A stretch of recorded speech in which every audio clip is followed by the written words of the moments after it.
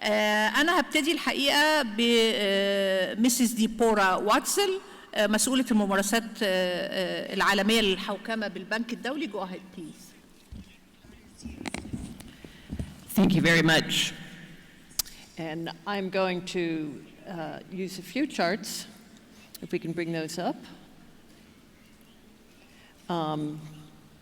It's a pleasure to be here, and I would like to congratulate both the AU and the Arab Republic of Egypt for their leadership in bringing together the community of African nations to discuss the issues of anti-corruption. They are incredibly important. The World Bank has been working on them for some decades with many of you, but having everyone together in the room to learn lessons, to hear experiences is very, very important. We were asked to talk a little bit about how corruption gets in the way and is an obstacle to achieving the agenda, the 2063 agenda of the African continent. And that relates to prosperity, integration, good governance, peace and security, people-centered work, and a strong and resilient Africa. And what we know is that when you have corruption, people lose their trust and their faith in government, and that means it's very difficult to accomplish any of these goals. We've made progress in corruption, and I'm going to skip through all these nice charts to tell you that there are several areas in which we have found working on corruption close to the ground. Very specifically, we continue to support broad administrative systems, control entities, the systems that deter and sanction.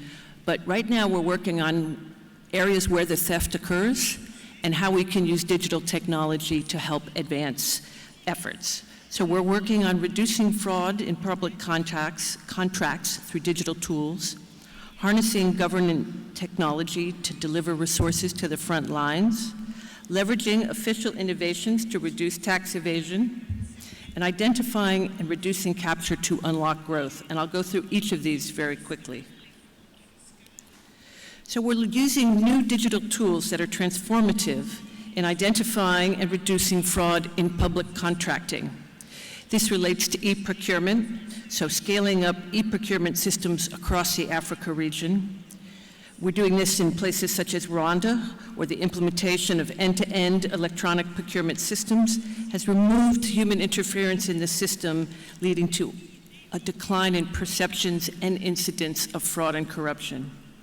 We're working with Microsoft on data analytics and artificial intelligence and using machine learning to be able to identify the patterns of how companies come together, networks of relations, locations and use of shell companies, and looking into issues of banking information so that we can identify patterns of collusion and corruption.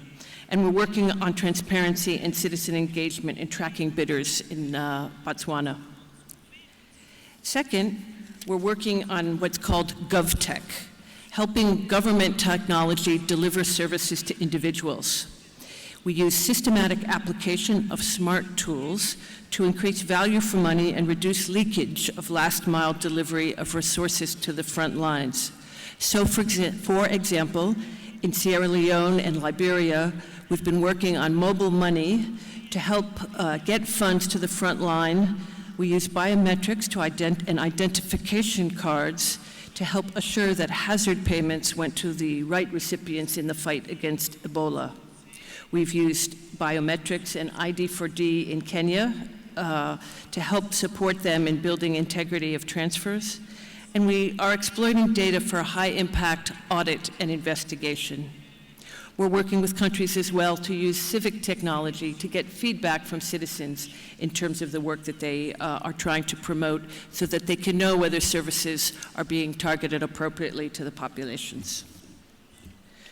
Governments are also leveraging digital technology to reduce tax evasion.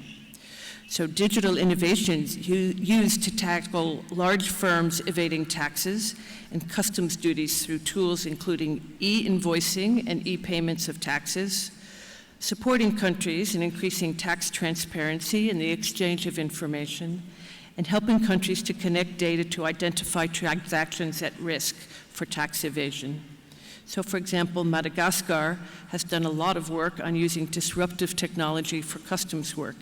And in doing so, their revenue per container since 2015 has increased by 40%, and their clearance times have gone down by 50%.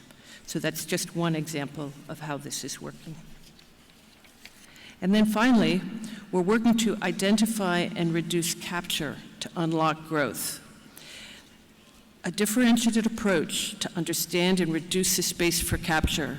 So groups and individuals that may have a role in either regulation or in the economy that may not necessarily be appropriate.